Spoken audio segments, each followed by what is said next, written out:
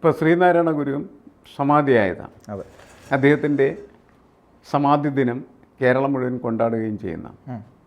അപ്പോൾ അവിടെ ഉണ്ടായിരുന്നൊരു കൺസെപ്റ്റ് എന്ന് പറഞ്ഞാൽ നമ്മൾ ഈ ജീവൻ മുക്തൻ എന്ന് പറയുന്ന ഒരു കൺസെപ്റ്റ് ഉണ്ട് അദ്വൈതത്തിൽ. അതെ. ജീവൻ മുക്തനായിരിക്കുക എന്നുവെച്ചാൽ ജീവിച്ചിരിക്കുന്ന സമയത്ത് തന്നെ പരബ്രഹ്മജ്ഞാനിയായി മാറുന്ന ഒരവസ്ഥയിലാണ് ജീവൻ മുക്തൻ എന്ന് പറയുന്നത്. അതിന് മറ്റൊരു അർത്ഥം കൂടിയുണ്ട്. അതായത് പുനർജന്മ സങ്കല്പവുമായി ബന്ധപ്പെട്ട് കിടക്കുന്ന ഒന്നാണ്.